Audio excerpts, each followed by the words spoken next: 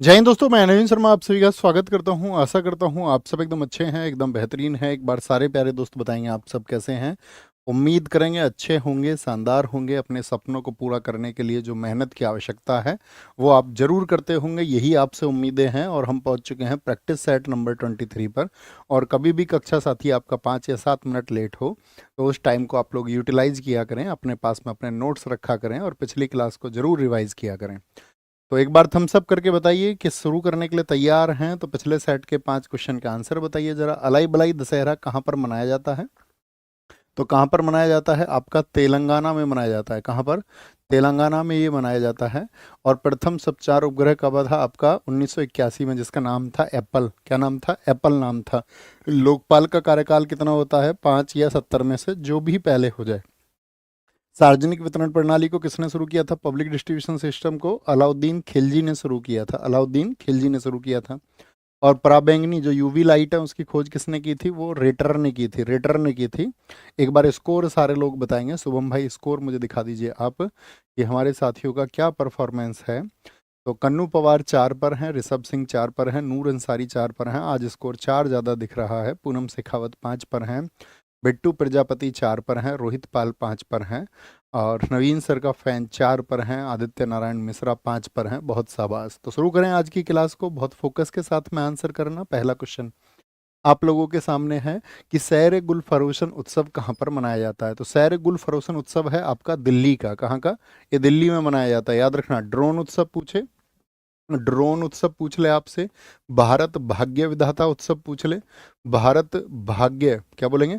भारत भाग्य विधाता पूछ ले। ये कहाँ पर है? ये भी नई दिल्ली में मनाए जाते हैं। कहाँ पर? नई दिल्ली में मनाए जाते हैं, नई दिल्ली में। लद्दाख के, देखो यूटी के सारे महत्वपूर्ण है। अगर हम लद्दाख, आपसे लद्दाख से शुरू करें तो लद्दाख में आप बताइए फटाफट से किसको जानते हैं। तो लद्दाख का एक फेस्टिवल बताइए, सबसे इंपॉर्टेंट है यहाँ का नरोपा।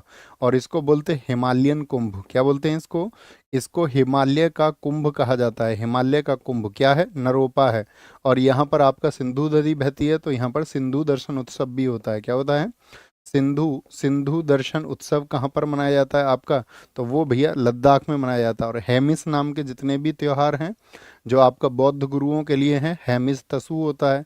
तो ये कौन से गुरु के नाम पर मनाया जाता है हेमिस तसु? तो आप कहेंगे गुरु पद्मनाभ संभव के नाम पर इसको मनाया जाता है। पद्मनाभ संभव के नाम पर।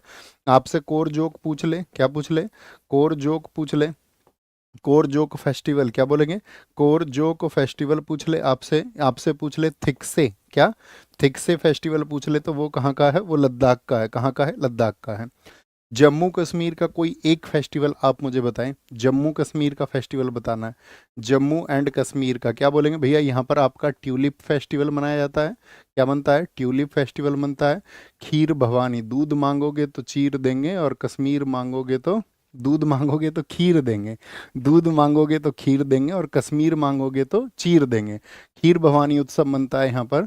जो आपका कश्मीर मांगेगा उसका शिकार किया जाएगा। शिकारा उत्सव। क्या? शिकारा उत्सव यहाँ पर मनाया जाता है, बहुत धूमधाम से मनाया जाता है। गुरेज उत्सव, कश्मीर जाने में किसी को गुरेज, देखो आतंकवादी हमारे क्या है, हौसले को कमज़ोर करना चाहते थे, लेकिन क्या हमारा हौसला कमज़ोर होगा? आप कहेंगे नहीं, कश्मीर हम जाएंगे, कश्मीर हम जाएंगे। जम्मू कश्मीर हो गया।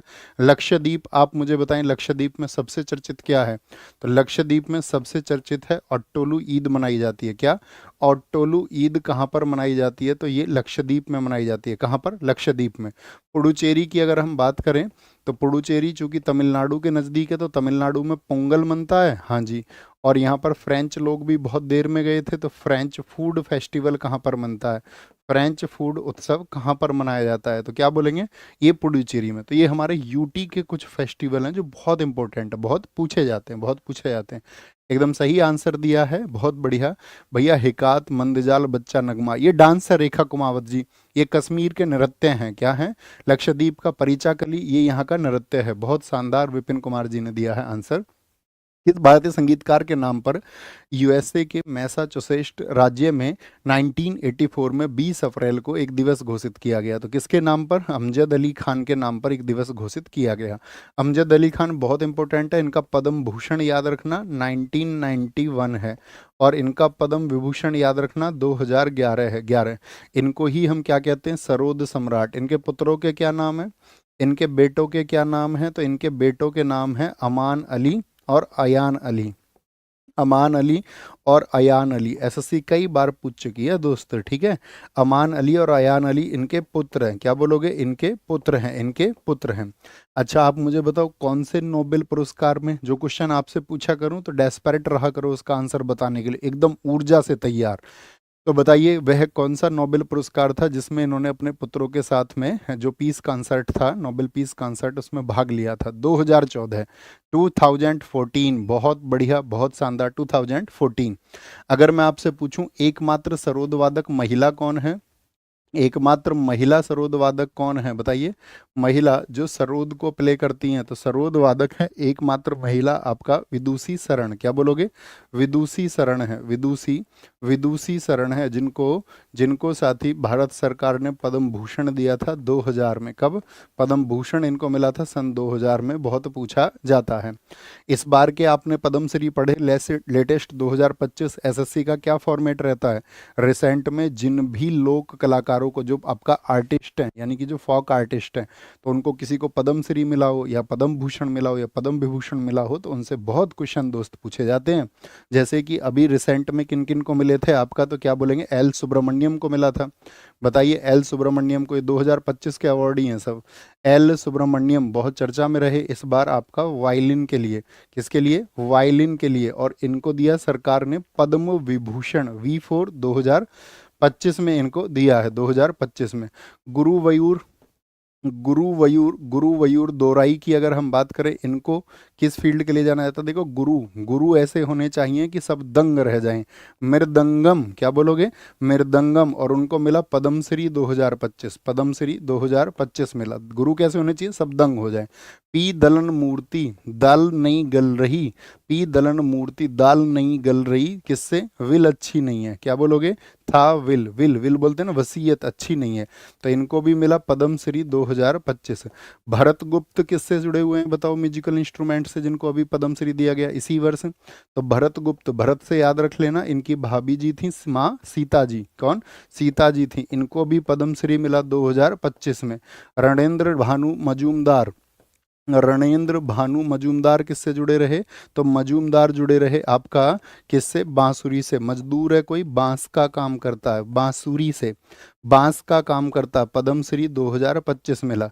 तेजेंद्र नारायण, क्या बोलोगे? तेजेंद्र नारायण, उसने तेज तेज नारे लगा दिए और फिर क्या हो गया? फिर क्या हो गया? रो दिया। तो क्या बोलेंगे? सरोद। पद्मश्री 2025 इनको मिला, इनको मिला। एक बहुत चर्चित रही बतूल बेगम, बतूल बेगम, बताओ फटाफट। ये साथी अगले वर्षों में और इस वर्ष बहुत पूछे जाएंगे। बतूल बेगम का संबंध किससे है? तो बतूल बेगम जब एग्जाम में आए ना, कि जिनको पद्मश्री मिला 2025 में, वो किससे संबंध रखती हैं? तो क्या बोलोगे?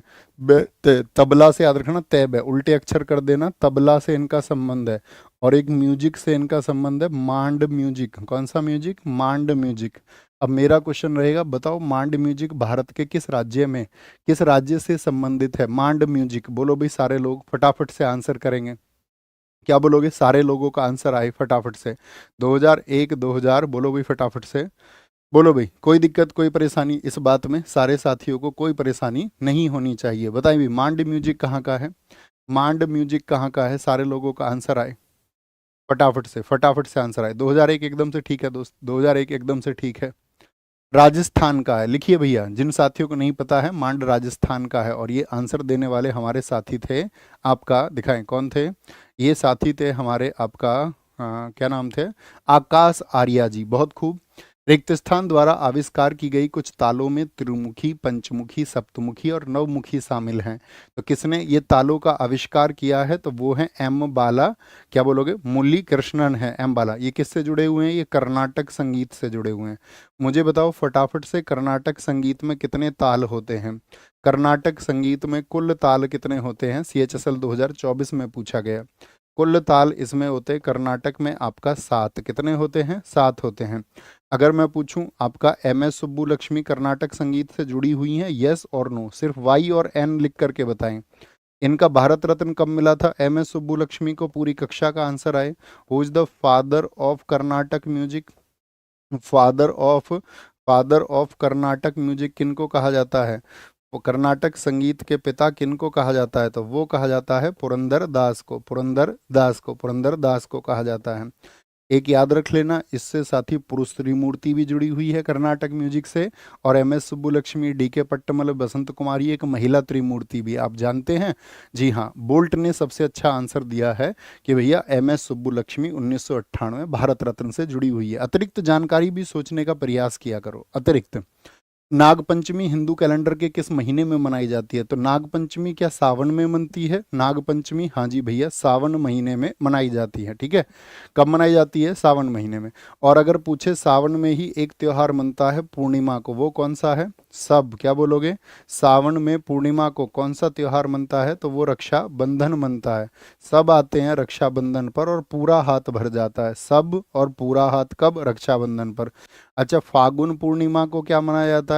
लग जाता है, लग जाता है पूरे पर क्या? रंग लग जाता है। कहाँ पर? होली में लग जाता है, होली में लग जाता है, होली में। बसंत पंचमी बताओ कब मनाई जाती है? बसंत पंचमी कब मनाई जाती है? तो बसंत पंचमी का हो गया भैया, ये किसके लिए? ये माघ शुक्ल महीने में, माघ में जो शुक्ल पंचमी होती है उसमें मनाई जाती है। अब हमारा क्वेश्चन आपसे रहेगा कि बसंत पंचमी का संबंध किस देवी से है? किस देवी को रिलेट करती हैं? तो विद्या की देवी हैं।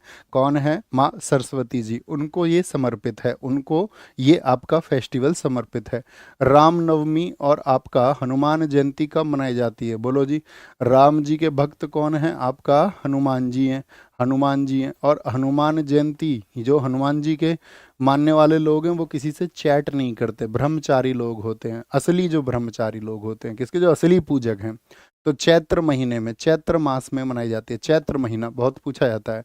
दीपावली बताओ किस महीने में मनाई जाती है? दीपावली, तो दीपावली में भैया अंधेरा रहता है, यानी कि पूर्णिमा पर तो चंद्रमा पूरा होता है तो साफ रंग होता है। और आपका अमावस्या को मनती है किस महीने में?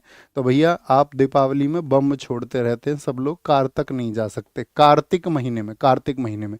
गणेश चतुर्थी बताओ कब मनाई जाती है?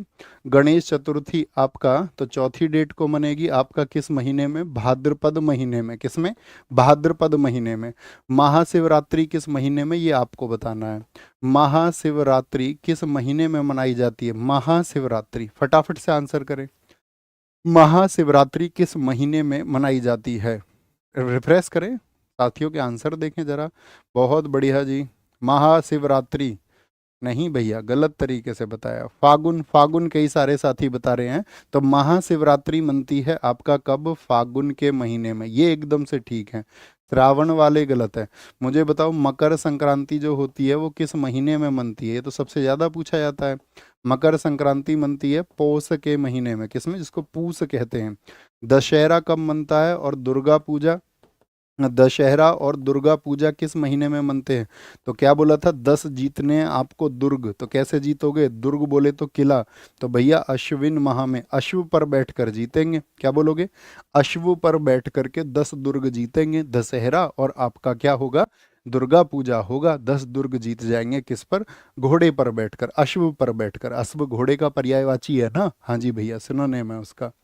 पहले दक्षिण एशियाई खेलों की मेजबानी किसके द्वारा की गई थी? पहले दक्षिण एशियाई खेलों की, तो पहले दक्षिण एशियाई खेल काठमांडू में हुए थे क्या? आपका एकदम से सही है भैया। किस वर्ष में आयोजित हुए थे? तो वर्ष था आपका 1984, 1984, ठीक है, 1984 में। अब मेरा प्रश्न आपसे रहेगा, पहले एशियन गेम्स किस वर्ष में हुए थे? पहले एशियाई खेल, तो वो भैया जी 1951 में हुए थे। वो कहाँ पर हुए थे? वो नई दिल्ली में हुए थे। कहाँ पर हुए थे? वो नई दिल्ली में हुए थे। हमारा क्वेश्चन रहेगा अगले कहाँ पर होंगे? आगामी, आगामी साउथ एशियन गेम्स की बात करें तो ये होंगे आपका कहाँ पर? 2026 पाकिस्तान में होंगे। कहाँ पर होंगे? पाकिस्तान में ये होंगे, पाकिस्तान में। एक क्वेश्चन बनता है साथी, आप लोग जानते होंगे एशिया कप होता है क्रिकेट का, हाँ या ना? एशिया कप किससे संबंध है? क्रिकेट से। उसकी शुरुआत भी 1984 से ही हुई थी। क्या बोलोगे? 1984 से ही उसकी क्या हुई थी? शुरुआत हुई थी, शुरुआत हुई थी। और इसका प्रथम विजेता कौन था एशिया कप का? और सबसे ज़्यादा बार इसको किसने जीता है? तो प्रथम विजेता भी भारत है, और भारत ने ही एशिया कप को सबसे ज़्यादा बार जीता है। क्या आप मुझे बता सकते हैं भारत ने एशिया कप को कितनी बार जीता है? तो आप सबका आंसर आएगा भारत 8 बार जीत चुका है। अमन सिंह, मुजफ्फरपुर बिहार 06 से इन्होंने ठीक आंसर दिया।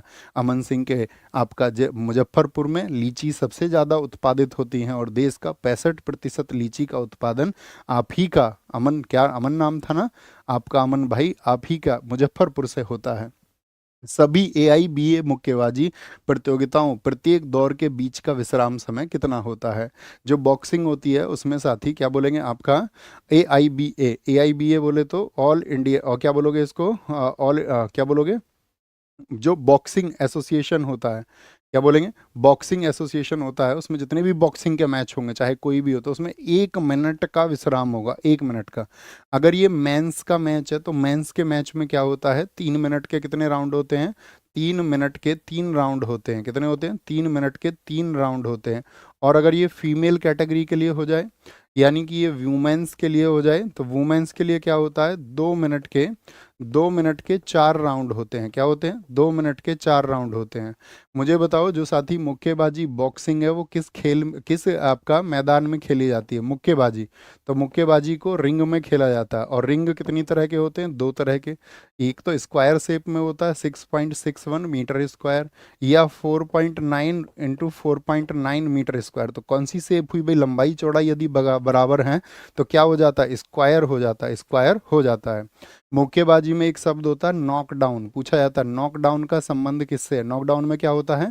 नॉकडाउन में ये होता है मुक्केबाज, जो विरोधी मुक्केबाज है उसको मुक्का मार करके जमीन पर गिरा दे। कहां पर गिरा दे? बोलो फटाफट से, जमीन पर गिरा दे, ठीक है, जमीन पर गिरा दे।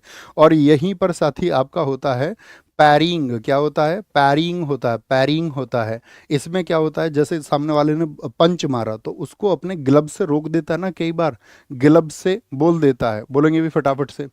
ग्लव्स, अतिरिक्त बातें ना करें, मेरी रिक्वेस्ट है आप सब लोगों से, आपसे हाथ जोड़ करके अपने सपनों के लिए साथी एकदम डेडिकेशन से मेहनत करो।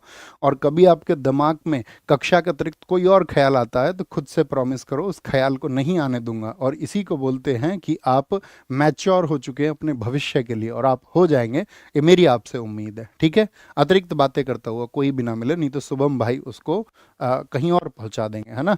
क्योंकि हम बच्चों को जबरदस्ती पढ़ाते हैं, ऑनलाइन में एक ही माध्यम है, डंडा, कि उसको ब्लॉक फिर किया जाए, अतिरिक्त बातें करे तो फिर क्या होगा? चुपचाप पढ़ेगा, क्योंकि फिर ब्लॉक हो जाएगा तो पढ़ेगा। ओके, तो खुद से प्रॉमिस करिए ताकि उसकी जरूरत ना पड़े कि जी भैया फोकस के साथ में रहेंगे। तो पैरिंग क्या होता है? रोकना, दूसरे को रोकना। मुझे बताओ बॉक्सिंग में पहला ओलंपिक मेडल भारत का कब आया था? बॉक्सिंग में पहला ओलंपिक कब आया था हमारा? बॉक्सिंग में पहला ओलंपिक हमारा कब आया था? तो वो थे विजेंदर सिंह, विजेंदर सिंह। याद है जब 2008 में भारत ने निशानेबाजी में गोल्ड जीता था, तो 2008 कहाँ पर हुआ था? बीजिंग में हुआ था, बीजिंग में। कहाँ पर? बीजिंग में हुआ था, बीजिंग में। फिर आप जानते हैं उसके बाद में 2 महिला जीती आपका, एक तो हमारी थी कौन? एक हमारी थी मैरी कॉम, और एक थी हमारी लवलीना बोरगोहेन। तो बॉक्सिंग में हम 3 मेडल जीत चुके हैं। आपसे क्वेश्चन पूछेगा बॉक्सिंग में हमने कितने ओलंपिक मेडल जीते हैं, तो ऑल ओवर कितना आंसर होगा?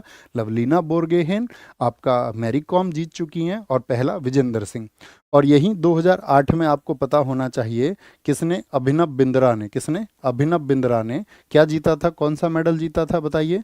इन्होंने भैया गोल्ड जीता था, और पहले व्यक्ति बने थे, पहले व्यक्ति, क्योंकि इससे पहले किसी व्यक्ति ने गोल्ड नहीं जीता था। इससे पहले बस हॉकी टीम जीतती थी, तो टीम में तो 11 खिलाड़ी होते हैं, तो ये व्यक्ति पहले व्यक्तिगत हैं, व्यक्तिगत पहले यही हैं। कब जीता था? 2008 में। इनकी बुक बता दो तो मज़ा आ जाएगा, मज़ा आ जाएगा, इनकी बुक बता दोगे, क्या बोलेंगे? देखो AIBA क्या होता है? Amateur amateur international boxing association होता है, अमेच्योर इंटरनेशनल बॉक्सिंग एसोसिएशन होता है। हम इसको भूल रहे थे तब हमको इसका पूरा नाम याद नहीं आ रहा था, अभी याद आया है। ओके, तो क्या कहेंगे? भूल जाते हैं, इसमें क्या बात है। अभिनव बिंद्रा की अगर हम बात करें आपसे, ए शॉट एट हिस्ट्री, क्या बोलेंगे? A shot at history. Mirabai Chanu तो भारोत्तोलन से हैं, तो हमने कब कहा मीराबाई चानू? हमने कहा लवलीना बोरगोहेन। बुद्धू, अबे इसको तो कुछ का कुछ सुनाई देता है। हैं? देख रहे हो ये कितना मतलब शारीरिक रूप से कैसा इंसान है? Harry Potter and the Prisoner of Azkaban के लेखक कौन है? अजकाबान के। अच्छा देखो, कल के नोट्स खोलो, एक चीज हमको याद आई, कल हमने एक बच्चे का कमेंट देखा, तो एक तो आपका जो बीपी मंडल दूसरा पिछड़ा वर्ग आयोग था, पेज पलटिए पहले कल की कॉपी का, पिछड़ा वर्ग आयोग वाला पॉलिटी के क्वेश्चंस में खोलिए, तो पिछड़ा वर्ग आयोग दूसरा हमने गलती से लिख दिया 1970, उसका क्या आंसर होगा? 1979 होगा। क्या होगा? 1 जनवरी 1979। क्या कर लेंगे उसको? 1979। थम्स अप करिए एक बार। जी भैया, उसको अभी करेक्ट करते हैं, तुरंत तुरंत करेक्ट करते हैं, है ना? कर चुके, फिर आगे बढ़ेंगे। थम्स अप चाहिए आप सब लोगों का, थम्स अप, तभी आगे बढ़ेंगे, है ना? उसी एनर्जी के साथ में काम करिए। हैरी पॉटर किसकी है? जेके रोलिंग की है, जेके रोलिंग की है। इसी पुस्तक का रिकॉर्ड हमने तोड़ा था, ठीक है? क्या बोलेंगे? इन्हीं की एक बुक है आपका द इंक ब्लैक हार्ट। क्या? The Ink Black Heart, the Ink Black Heart. ये क्या है आपका साथी? ये जेके रोलिंग की ही बुक है, जेके रोलिंग की। और आपका स्टीफन किंग, सलमान रश्दी, इनकी तो सबकी बता चुका हूं मैं आपको। आप बताओ, सेट द बॉय फ्री ये किसकी बुक है? ये दुनिया की चर्चित किताबें हैं। सेट द बॉय फ्री ये किसकी बुक है? तो ये है जानी मार की बुक। किसकी है?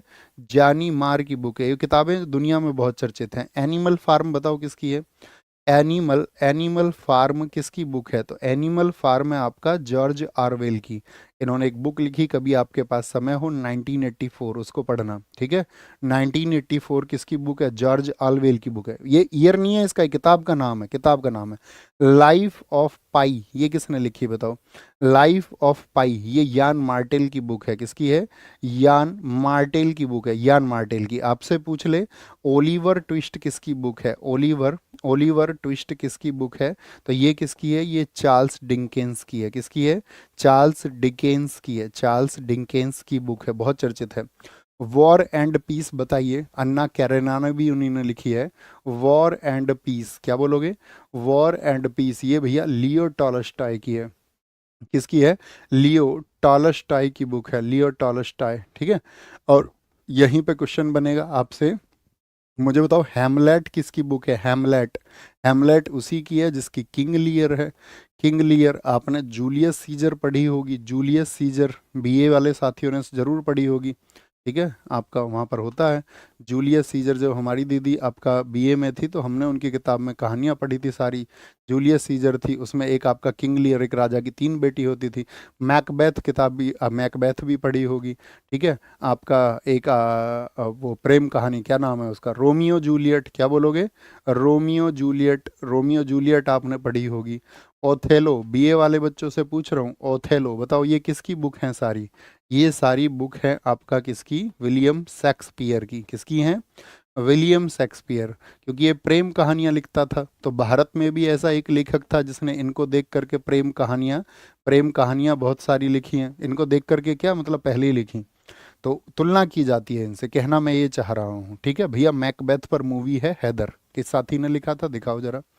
तो भैया एक क्वेश्चन हम पूछेंगे आपसे, भारत का शेक्सपियर किसको कहा जाता है? भारत का शेक्सपियर। मिस्टर अक्की ठाकुर, हमेशा अच्छे आंसर आप देते हैं दोस्त। भारत में केंद्रीय सतर्कता आयोग सीवीसी, सेंट्रल विजिलेंस कमीशन, क्या बोलोगे? सेंट्रल विजिलेंस कमीशन किसकी सिफारिश पर? तो सेंट्रल विजिलेंस कमीशन बना है संथानम समिति की सिफारिश पर। और याद रख लेना, ये भ्रष्टाचार निवारण के लिए सीवीसी जो है किस पर काम करता है? भ्रष्टाचार निवारण के लिए, यानी कि आपका करप्शन कंट्रोल के लिए ये आपका टॉप मोस्ट इंस्टीट्यूशन है, सर्वोच्च संस्था भ्रष्टाचार निवारण के लिए भारत में कौन है? तो सीवीसी है, ठीक है? और मैं पूछूं आपका, क्या बोलोगे? सेंट्रल विजिलेंस कमीशन की स्थापना कब हुई थी? इसकी स्थापना किस वर्ष में हुई थी? वर्ष बताइए। तो 1964 में हुई थी, 1964 में हुई थी, ठीक है? और अगर हम आपसे पूछे सीवीसी में कितने सदस्य होते हैं, तो भैया इसमें 3 सदस्य होते हैं चुनाव आयोग की तरह, 1+2, यानी एक अध्यक्ष और 2 अन्य होंगे। कार्यकाल कितना होता है बताइए?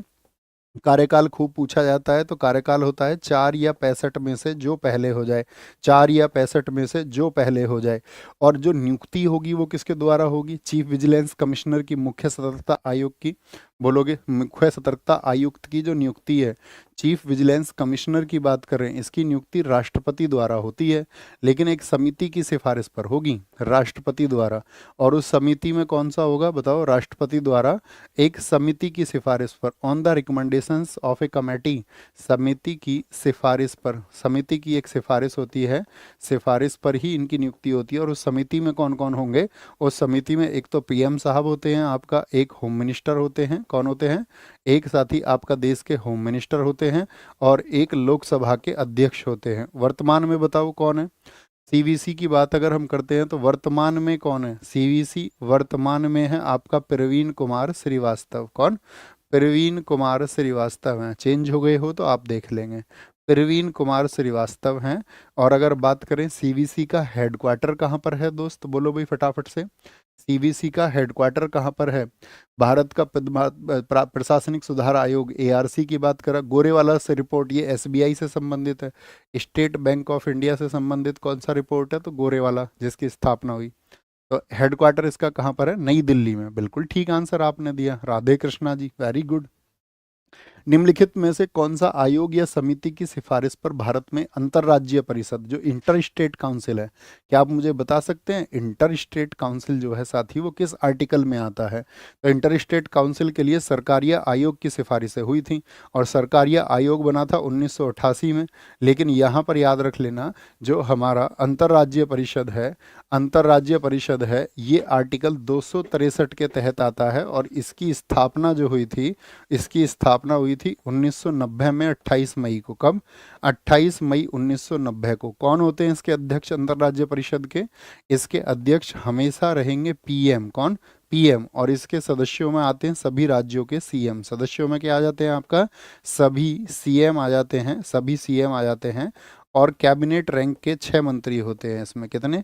कैबिनेट रैंक के 6 मंत्री होते हैं। क्या होते हैं? 6 मंत्री होते हैं। कैबिनेट रैंक के 6 मंत्री होते हैं। ठीक है, ये हम आपको बताएंगे केंद्र राज्य संबंधों में। निम्नलिखित राजनीतिक दलों पर विचार कीजिए और उन्हें उनकी स्थापना के कालक्रमानुसार व्यवस्थित कीजिए। कौन सी पार्टी कब बनी है? बहुजन समाज पार्टी आपका 1984 की है। वह क्या बोलोगे? काशीराम जी ने इसकी स्थापना की थी, हाथी चुनाव चिन्ह था। समाजवादी पार्टी मुलायम सिंह यादव जी की है, और साथ ही इसका साइकिल चुनाव चिन्ह है। क्या बोलोगे? साइकिल चुनाव चिन्ह, 1992 में इसकी स्थापना हुई थी। ठीक है। तेलुगु देशम पार्टी आपका साथी 1982 में, और ऑल इंडिया तृणमूल कांग्रेस ये बनी थी आपका 1998 में। तो सबसे पहले तेलुगु देशम पार्टी बनी, इसको नंबर 2 दे दीजिए भैया, नंबर 2। ठीक है, तेलुगु देशम पार्टी। तो 3-1-3-1-2-4 बन जाएगा, 3-1-2-4, 3-1-2-4 बन जाएगा, 3-1-2-4 बन जाएगा। मुझे बताओ वर्तमान में भारत में कितनी नेशनल पार्टी हैं?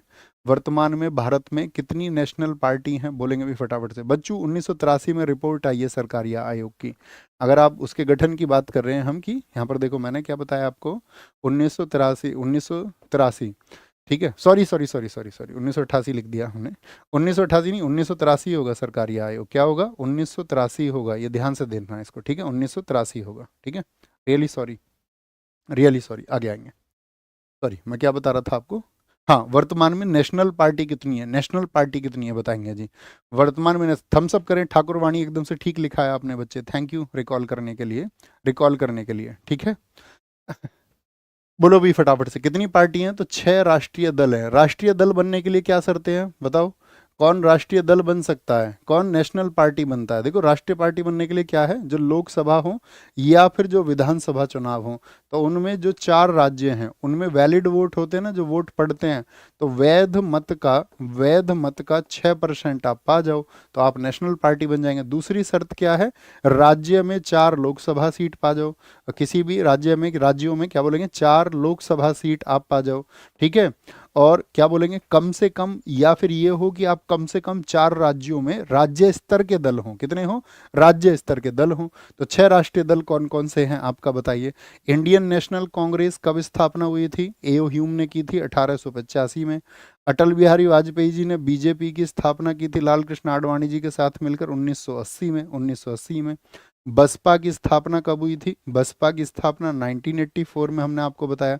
आम आदमी पार्टी की स्थापना कब हुई थी? 2012 में हुई थी, 2012 में हुई थी। नेशनल पीपल्स पार्टी की स्थापना कब हुई थी? 2013 में हुई थी। और CPI Communist Party of India, M का अर्थ होता है मार्क्सवादी, ये बनी थी 1964 में। कब बनी थी? 1964 में। कम्युनिस्ट पार्टी, भारतीय कम्युनिस्ट पार्टी मार्क्सवादी, communist Party of India Marxist, ये कब बनी थी? 1964 में बनी थी, 1964 में बनी थी। कोई दिक्कत, कोई परेशानी? भारत में आयुध अधिनियम किस वर्ष में आया? आर्म्स एक्ट किस वर्ष में आया था भारत में? 1959 में आया था आर्म्स एक्ट, आर्म्स एक्ट। अच्छा, आपका डोरी प्रोहिबिशन के लिए कब आया था? डोरी प्रोहिबिशन के लिए, दहेज प्रतिषेध, दहेज पर रोक लगाने के लिए, क्या रो लग पाई? आप कहोगे नहीं भैया, 1961 में आया था। क्या बोलेंगे? 1961 में। बाल विवाह को रोकने के लिए, बाल विवाह रोकथाम, बाल विवाह रोकथाम अधिनियम कब आया था? रोकथाम अधिनियम कब आया था? 1929 में आया था, यानी कि चाइल्ड मैरिज प्रोहिबिशन एक्ट आया था। ठीक है, एक मुझे बताओ, इंफॉर्मेशन टेक्नोलॉजी एक्ट कब आया था? क्या बोलोगे? आपका इंफॉर्मेशन यानी सूचना प्रौद्योगिकी अधिनियम, ये कब आया था? सन 2000 में आया था, सन 2000 में आया था। मुझे बताओ, राष्ट्रीय खाद्य सुरक्षा अधिनियम कब आया था? राष्ट्रीय खाद्य सुरक्षा, राष्ट्रीय खाद्य सुरक्षा अधिनियम कब आया था? तो क्या बोलेंगे? आपका नेशनल फूड सिक्योरिटी एक्ट कब आया था? मुझे बताओ, राष्ट्रीय युवा नीति हमारे देश में कब आई? राष्ट्रीय युवा नीति, national youth policy, national youth policy, इसको बोलते हैं एनवाईपी, ये अगले वर्ष 2014 में आई थी। कब आई थी? एनवाईपी, नेशनल यूथ पॉलिसी 2014 में आई थी। नेक्स्ट, मालवा के संस्थापक और शासक हुसैन घुरी को किसने दिलावर खान की उपाधि दी थी? तो दिलावर खान की उपाधि किसको दी गई थी आपका? तो दिलावर खान की उपाधि, सॉरी, हुसैन घुरी को दिलावर खान की उपाधि किसने? तो फिरोज शाह तुगलक ने दी थी। किसने? एफएसटी ने दी थी, एफएसटी।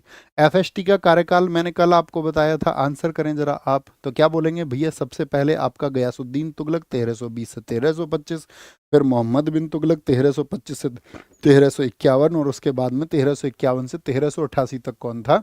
1351 से 1388 तक फिरोज शाह तुगलक था। इसके समय के महत्वपूर्ण कार्यों में क्या है? इसने जो कुछ विभाग बनाए, तो दीवान ए खैरात क्या था बताओ? दीवान ए खैरात फिरोज शाह तुगलक के समय पर बना था। तो दीवान ए खैरात क्या था? ये एक साथी डोनेशन के लिए बनाया गया डिपार्टमेंट था, दानशाला थी ये। क्या थी? दानशाला।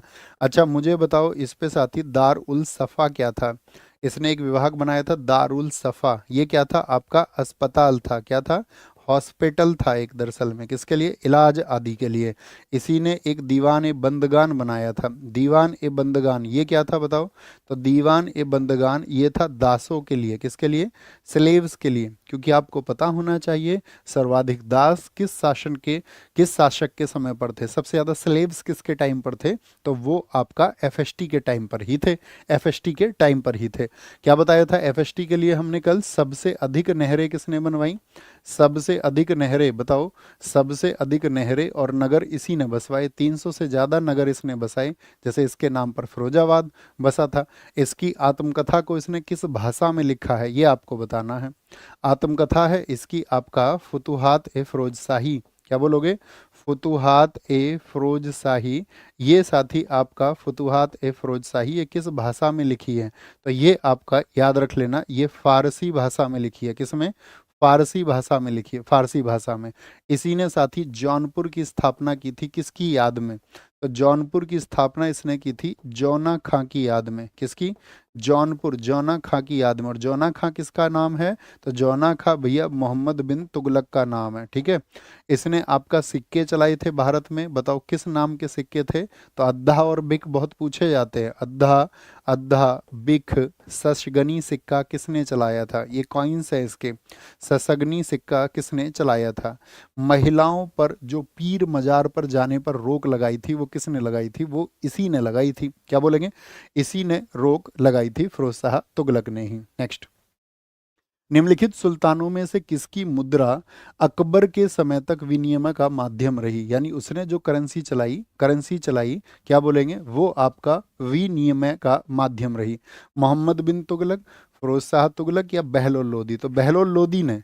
और बहलोल लोदी किसका संस्थापक है बताओ? लोदी वंश का संस्थापक है। लोदी वंश में कुल कितने राजा हुए थे? कौन बताएगा? फटाफट से बताओ। तो इसमें पहला तो हुआ था बहलोल लोदी।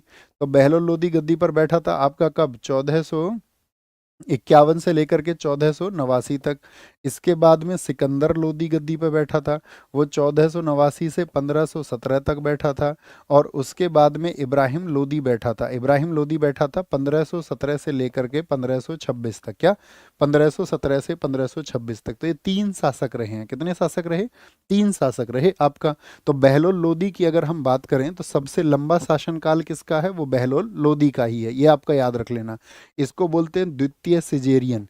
क्या, जो ऑपरेशन द्वारा पैदा हुआ, पहले ऑपरेशन नहीं होते थे ना, तो ये द्वितीय सिजेरियन सुल्तान है। ऐसा सुल्तान, मतलब बच्चे तो और भी होंगे, लेकिन जो सुल्तान बना ये सेकंड है। तो मैं आपसे पूछूंगा, पहला सिजेरियन कौन है? फर्स्ट सिजेरियन एम्परर कौन है? तो जो सबसे पहले ऑपरेशन से पैदा हुआ और बाद में सुल्तान भी बना, मोहित भाई ने ठीक आंसर दिया है, वो है बिंदुसार। कौन है? चंद्रगुप्त मौर्य का बेटा बिंदुसार, वह भी ऑपरेशन से पैदा हुआ था। अब तो कॉमन बात हो गई है, ठीक है, अब तो कॉमन बात हो गई। सिकंदर लोदी की अगर हम बात करें, सिकंदर लोदी की, इसने 1504 में कौन से शहर की स्थापना की थी? तो आगरा की स्थापना की थी। और आगरा को उसने कैपिटल कब बनाया था? तो कैपिटल उसने बनाया था आगरा को 1506 में, 1506 में।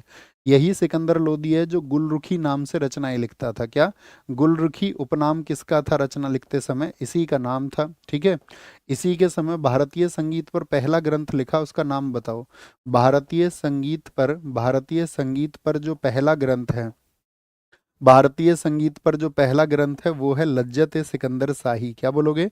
लज्जत ए सिकंदर शाही। अच्छा, ऐसे कितने साथी थे जो एकदम से फ्रेशर थे? लज्जत ए सिकंदर शाही किसने लिखा है? वो लिखा है आपका नाजिम अहमद ने।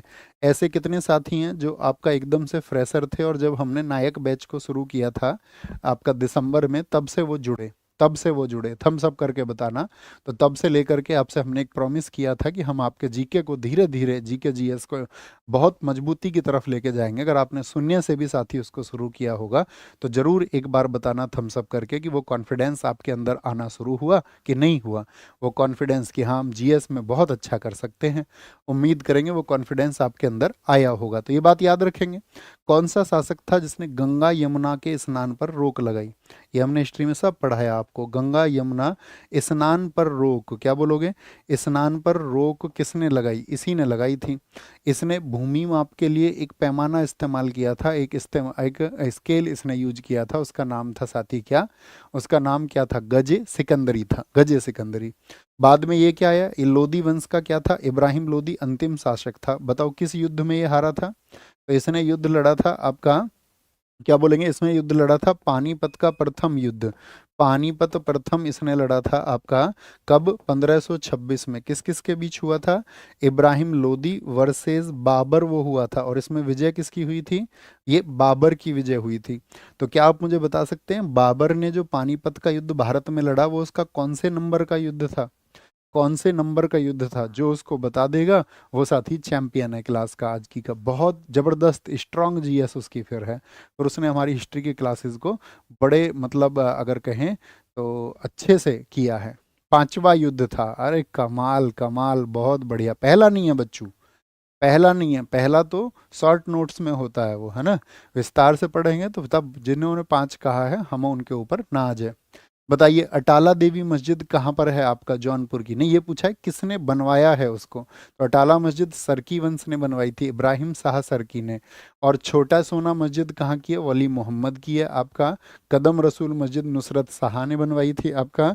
और अदीना मस्जिद को सिकंदर शाह ने बनवाया, सिकंदर शाह ने। तो क्या बनेगा आपका? बताइए भैया। दो से शुरू कर लेंगे, दो नहीं, दो दो में है। और फिर आपका चार, दो चार, तो दो चार किस में आ जाएगा? इसमें आ जाएगा, ठीक है। मुझे बताओ जमैयत खाना मस्जिद किसने बनवाई थी भारत में? जमैयत खाना मस्जिद किसने बनवाई थी? तो जमैयत खाना बनवाई थी अलाउद्दीन खिलजी ने। लाल महल भारत में किसने बनवाया था? लाल महल का निर्माण वो बलबन ने कराया था। किसने? बलबन ने कराया था। आक्रमण से सुरक्षित होने के लिए सीरी दुर्ग किसने बनवाया था? बताओ सीरी दुर्ग किसने बनाया था? क्या बोलोगे? अलाउद्दीन खिलजी ने बनाया था, अलाउद्दीन खिलजी ने उसको बनवाया था। तो यहाँ पर मस्जिदें भी थी। सूची एक को सूची दो से सुमेलित कीजिए। यहाँ पर साथी लेखक लिखे हुए हैं और किताबें। एसएससी का हमेशा फेवरेट क्वेश्चन होता है, बोलेंगे भी फटाफट से।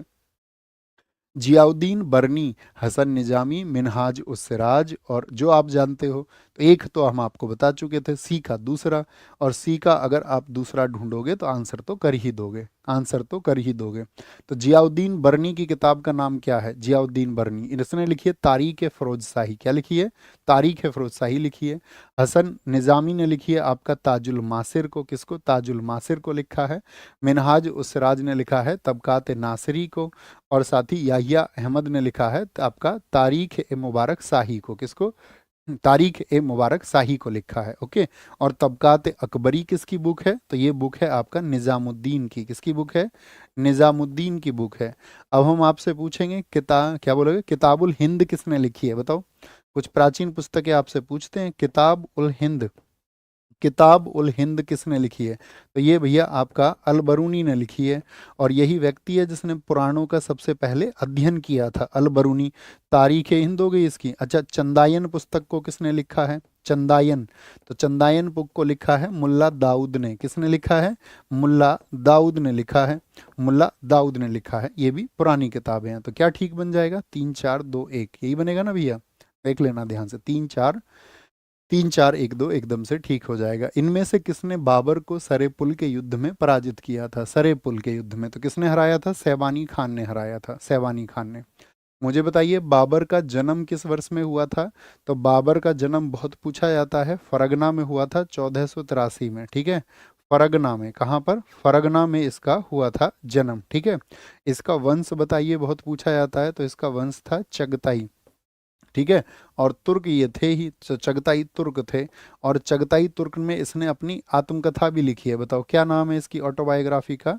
तो इसकी आत्मकथा का नाम है आपका, आत्मकथा का नाम है, बताइए क्या आत्मकथा का नाम है? आत्मकथा का नाम है साथी आपका, क्या बोलोगे उसको? बोलते हैं हम, सॉरी, बाबरनामा या तुजु के बाबरी कहा जाता है। बाबरनामा या तुजु के बाबरी। तो उसकी भाषा बहुत पूछी जाती है। क्या है? चगताई तुर्क है, चगताई तुर्क है। इसके बाद में क्या किया था उसने? 1518-19 में, क्या बोलोगे? 1518-19 में उसने यूसुफ जई जाति पर, किस पर? यूसुफ जई जाति पर आक्रमण किया था। यूसुफ जई जाति पर, ये बहुत पूछा जाता है, यूसुफ जई जाति पर। और उसने जो भारत में 4 तो आक्रमण पहले कर लिए सीमाओं में प्रवेश करने के लिए, और फिर 5वां किया। उसका 5वां अटैक कौन सा था? 5वां अटैक था उसका पानीपत। और मुझे बताओ पानीपत में, अभी मैंने बताया आपको, पानीपत किस वर्ष में हुआ? 1526। और फिर वो लगातार युद्ध उसने लड़े, 1527 में, 1528 में, 1529 में, और 1530 में उसकी मौत हो गई। तो पानीपत के बाद में क्या लड़ा था उसने? खानवा का युद्ध लड़ा था। उसके बाद में उसने आपका चंदेरी का युद्ध लड़ा था। और 1529 में घाघरा का युद्ध लड़ा था। किसके खिलाफ लड़े थे? तो पानीपत इब्राहिम लोदी के खिलाफ, खानवा राणा सांगा जी के खिलाफ लड़ा था, राणा सांगा जी के खिलाफ। चंदेरी ये आपका मेदिनी राय जी के खिलाफ में लड़ा। किसके खिलाफ में? मेदिनी राय जी के खिलाफ में लड़ा। और घाघरा अफगानों से लड़ा था। किससे?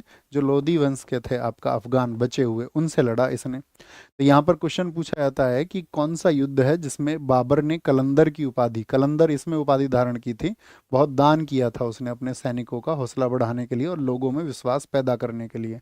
और इसी पानीपत में उसने कौन सी पद्धति का इस्तेमाल किया था? तुलुगमा पद्धति। तुलुगमा पद्धति यानी तोप को आगे बढ़ाने के लिए तुलुगमा पद्धति बोलते हैं उसको। हम उस्मानी विधि भी कहते हैं उसको, हम रूमी विधि भी कहते हैं, रूमी विधि भी। मुझे बताओ कौन सा युद्ध है बाबर का जो जल और थल दोनों पर लड़ा गया? तो ये आपका घाघरा का युद्ध है, जल और थल दोनों पर। जल और थल, क्योंकि किसके? घाघरा के किनारे लड़ा गया था, जल और थल दोनों पर किया गया था। ओके, जल और थल पर, वाटर एंड लैंड दोनों पर। निम्नलिखित में से किस मुगल शासक ने सर्वप्रथम तुलादान प्रथा को अपनाया? तुलादान प्रथा बोलेंगे अभी फटाफट से, तुलादान प्रथा पर बोलोगे फटाफट से। तुलादान प्रथा हुमायूं की है क्या? आप कहोगे हाँ जी हुमायूं का है। अच्छा, हुमायूं कब गद्दी पर बैठा था? तो आपको पता होगा बाबर का शासनकाल कब से कब तक था? बाबर था 1526 से 1530। ठीक है। और बाबर के बाद में कौन आया? इसी का बेटा है हुमायूं। तो हुमायूं एक बार तो गद्दी पर रहा 1530 और 1540 तक। 1540 में शेर शाह सूरी ने इसको मार के भगा दिया और फिर आया ये 1555 में वापस और 1556 में। 1556 में कैसे, सीढ़ियों से गिर करके इसकी नशे में था और अपने दीन पन्हा पुस्तकालय में पढ़ता रहता था। ज्योतिष में बहुत विश्वास था इसको, रंग बिरंगे कपड़े पहनता था सप्ताह में, अलग दिन अलग विशेष वस्त्र, और इसकी फिर डेथ हो गई। तो यहाँ पर क्वेश्चन क्या बनेंगे, एक तो हुमायूं के अभियान, ये बहुत इंपॉर्टेंट है। एक हुमायूं के अभियान याद रख लेना। हुमायूं के अभियान की अगर हम बात करें, हुमायूं के कौन कौन से अभियान सफल रहे थे और किस किस में वो हारा, तो हुमायूं के जो अभियान है वो सफल अभियान है। 1531 में कहाँ पर अभियान किया था उसने, कालिंजर में। क्या रहा था, तो वो सफल अभियान रहा था, उसका सफल अभियान रहा था। 1532 में कहाँ पर इसने अभियान किया था, पूछा जाएगा। देवरिया अभियान उसने कब किया था, तो 1532 में किया था। 1535 में उसने कहाँ पर अभियान किया था, 1535 में उसने गुजरात पर अभियान किया था। और 1539 में कहाँ पर अभियान किया था, गौड़ प्रदेश में अर्थात बंगाल में अभियान किया था। ये चारों के चारों उसके सफल अभियान थे, कमजोर नहीं था इतना जितना उसको दर्शाया जाता है 1539 में। लेकिन फिर यहाँ पर 1539 में और 1540 में दो युद्ध हो गए। तो 1539 में कौन सा युद्ध हुआ था, तो वो हुआ था आपका चौसा का युद्ध, चौसा का युद्ध, ठीक है। और ये किस किस के बीच में हुआ, हुमायूं और शेर शाह। हुमायूं वर्सेज शेर शाह, कौन जीता था बताओ, तो इसमें भैया शेर शाह की जीत हुई थी। तो ये भाग करके आया आगरा की तरफ। और 1540 में कन्नौज में फिर से झगड़ा हुआ, फिर से युद्ध हुआ कन्नौज, जिसको हम बिलग्राम का युद्ध कहते हैं। और फिर से किन किन के बीच में हुआ, दोनों के बीच में ही हुआ। तो भैया हुमायूं को फिर भारत से भागना पड़ा। कितने वर्षों के लिए भाग गया, कितने वर्षों के लिए भाग गया अभी बताया, तो फिर से शेर शाह की जीत हुई, फिर से शेर शाह की जीत हुई, ठीक है। और 1555 में जब आया तो यहाँ पर दो युद्ध उसने लड़े। एक मच्छीवाड़ा का वॉर लड़ा, पूछा जाए ना मच्छीवाड़ा का युद्ध कब हुआ था, तो मच्छीवाड़ा का युद्ध उसने लड़ा। और साथ ही आपका इसके बाद में सरहिंद का युद्ध, तो इससे वापसी हुई थी इसकी, सरहिंद का युद्ध। लेकिन फिर एक वर्ष ही रह पाया, एक वर्ष ही रह पाया, ठीक है। अच्छा अब आप हमें बताओ और क्या बता रहे थे हम आपको, हुमायूं हो गया। हाँ, हुमायूं की जो साथी आपका हुमायूं नामा लिखी है वो किसने लिखी है, जो हुमायूं के बारे में जानकारी देती है, और किस भाषा में लिखी है, तो हुमायूं नामा पुस्तक को लिखा है फारसी भाषा में। इसी की चचेरी बहन, क्या नाम है उसका, गुलबदन बेगम ने, किसने, गुलबदन बेगम ने लिखा है। हुमायूं का मकबरा कहाँ पर है बताइए, हुमायूं का मकबरा जो साथी ग्रेवयार्ड्स ऑफ मुगल कहा जाता है, हुमायूं का मकबरा कहाँ पर है आपका, तो ये नई दिल्ली में है। और इसको यूनेस्को में कब लिस्टेड किया गया था, तो ये यूनेस्को में लिस्ट हुआ था आपका, यूनेस्को में लिस्ट हुआ था ये 1993 में। आज कराएंगे हम आपको यूनेस्को की लिस्ट 5 बजे, ठीक है, आज कराएंगे, ओके। बहुत बढ़िया, यहाँ पर कोई दिक्कत कोई परेशानी किसी भी साथी को इतनी बातों में। इसका पुस्तकालय बताओ कहाँ पर जो ये गिरा था, तो इसकी कहाँ हुई थी, दीन पन्हा पुस्तकालय में डेथ हुई थी। दीन पन्हा लाइब्रेरी में इसकी, दीन पन्हा लाइब्रेरी में क्या हुई थी इसकी, लाइब्रेरी में इसकी डेथ हुई थी, ये आपको पता होना चाहिए। यहाँ पर इसकी डेथ हुई थी, ओके। नेक्स्ट, किस मध्यकालीन भारतीय शासक ने पट्टा एवं कबूलियत की व्यवस्था प्रारंभ की थी, तो कब पट्टा और कबूलियत, ये शेरशाह सूरी। और शेरशाह सूरी कब तक रहा था गद्दी पर, 1540 में हुमायूं को भगाया और अगले 5 वर्ष तक इसने शासन किया था। लेकिन पूछ ले सूरी वंश कब तक रहा था, कुल सूरी वंश रहा था सारा का सारा 1540 से लेकर के, और जब तक हुमायूं वापस नहीं आया अर्थात 1555 पर। अच्छा, सूरी वंश तो रहा 15 वर्ष, पूछा जाता है क्वेश्चन। और पूछा जाता है शेरशाह सूरी ने कितने वर्ष शासन किया था, कितने वर्ष शासन किया था भैया, चौसा का युद्ध करमनासा नदी पर हुआ था। हाँ जी बिल्कुल ठीक आप कह रहे हैं दोस्त। अच्छा मुझे बताओ मुगलों ने भारत पर कितने वर्ष शासन किया टोटल, मुगलों ने, तो मुगल आ गए थे आपका 1526 बाबर के साथ में, और 1857 तक, 1857 तक तो क्या बोलोगे 331 वर्ष। तो 331 में से कितना माइनस कर देना, बीच में सूर्य वंश आ गया था 15 वर्ष के लिए, तो कुल कितना बचेगा 316 वर्ष बचेगा। तो कितने वर्ष मुगलों ने भारत में शासन किया था, 316 वर्ष लिखना हमेशा, 331 नहीं। 331 में से 15 घटाओगे दोस्त, नहीं घटाओगे, हाँ जी भैया घटाएंगे बिल्कुल। शेरशाह सूरी को किसके लिए जाना जाता है, वर्तमान स्वरूप का रुपया, वर्तमान स्वरूप का रुपया किसने लॉन्च किया, दिल्ली पुलिस हर बार पूछती है इसको, 2017 से मैं देख रहा हूँ, ठीक है। इसका मकबरा दिल्ली पुलिस हर बार पूछती है, बताओ कहाँ पर मकबरा है इसका, तो इसकी जो टॉम्ब है वो सासाराम में है, कहाँ पर है, सासाराम में इसकी टॉम्ब है। और इसकी जो डेथ हुई थी वो किस अभियान में हुई थी, कौन सा एक्सपेडिशन कर रहा था ये, कालिंजर अभियान, क्या बोलोगे, कालिंजर अभियान ये कर रहा था, कालिंजर अभियान के। और वहां पर क्या हो गया था, कौन सी तोप चला रहा था ये, उक्का तोप चला रहा था। और वहां गोला जो है वापस आकर के किले की दीवार से टकराकर इसके बारूद के ढोर पर लग गया और वहीं पर ये फूट गया, क्या हो गया, फट गया। याद रख लेना, इसी का एक टाइटल है, इसी की उपाधि है, इसी की उपाधि है एक हजरत आला, क्या, हजरत आला के नाम से किस शासक को जाना जाता है, तो हजरत आला इसी को जाना जाता है, हजरत ए आला, याद रखना, हजरत ए आला। ओके, कौन है आपका, वो आपका शेरशाह सूरी है। जीटी रोड तो बताने की जरूरत नहीं है, बहुत बेसिक सी चीज आपको बताने की जरूरत तो नहीं है, नो लिख करके बताइए, नो। इतना तो आपसे उम्मीद करूंगा कि आप बेसिक चीजें एकदम से बहुत बेसिक जो है वो जानते होंगे, ठीक है। लिखिए भैया, हाँ उतना भर तो आप हम पे भरोसा रख सकते हैं, ठीक है। ओके, निम्न में से कौन सही सुमेलित नहीं है, और याद रख लेना प्रैक्टिस सेशंस बहुत महत्वपूर्ण चीज होती है, इससे आप चीजों को मतलब एक फास्ट वे में सोचने का तरीका, एक बार तो आप थ्योरी को साइड बाय साइड पढ़ते रहिए और प्रैक्टिस सेशंस लगाते रहिए, तो आपकी अप्रोच बढ़ जाती है दोस्त, अप्रोच बढ़ जाती है ना, मेरा सुझाव तो यही है आपके लिए। तो कौन सा सही सुमेलित नहीं है, विश्व का सबसे ऊंचा जलप्रपात क्या आपका टुगेला है, तो यही गलत हो गया, क्योंकि सबसे ऊंचा जलप्रपात तो आपका वेनेजुएला में स्थित एंजिल है, कौन सा है, वो है आपका एंजिल। एंजिल कहाँ पर है, वेनेजुएला में स्थित है। वेनेजुएला की राजधानी कौन बताएगा सबसे पहले, वेनेजुएला में है। और साथ ही ये कितना है आपका, 979 मीटर का है, कितना है, 979 मीटर का है। ओके, तो ये हो गया आपका। अच्छा, भारत का सबसे ऊंचा कौन सा है, बाहर नहीं, भारत का सबसे ऊंचा तो आप सब जानते होंगे, वो कुंचिकल है। उसकी हाइट बताओ आप, भारत का सबसे ऊंचा झरना कौन सा है, सबसे ऊंचा जो वाराही रिवर पर है, क्या बोलोगे, कर्नाटक में है, शिमोगा जिले में है, कहाँ पर है, कर्नाटक के शिमोगा में है, वाराही नदी पर है, कहाँ पर है, वाराही रिवर पर है, वाराही रिवर पर है। और उसकी ऊंचाई कितनी है, तो 455 मीटर है, 455 मीटर है। मुझे बताओ, भारत का नियाग्रा किसको कहा जाता है, नियाग्रा, यहाँ पर नियाग्रा वर्ड का मतलब होता है घोड़े की नाल के जैसा, घोड़े की नाल होती है ना उसके पैर में, तो भारत का नियाग्रा ये चित्रकूट को कहा जाता है। तो फिर नियाग्रा कहाँ पर है, भारत का नियाग्रा कहा जाता है चित्रकूट को। और ये कहाँ पर है, ये छत्तीसगढ़ में है, छत्तीसगढ़ में है। और इंद्रावती नदी पर है, किस पर है, इंद्रावती नदी पर। तो भैया नियाग्रा फिर कहाँ पर है, नियाग्रा कहाँ पर है, तो नियाग्रा जो है वो यूएसए और कनाडा के बॉर्डर पर है, यूएसए और कनाडा दोनों में लगता है आपका नियाग्रा, कहाँ पर, यूएसए और कनाडा के बॉर्डर में स्थित है, यूएसए और कनाडा के बॉर्डर में स्थित है, बोलेंगे।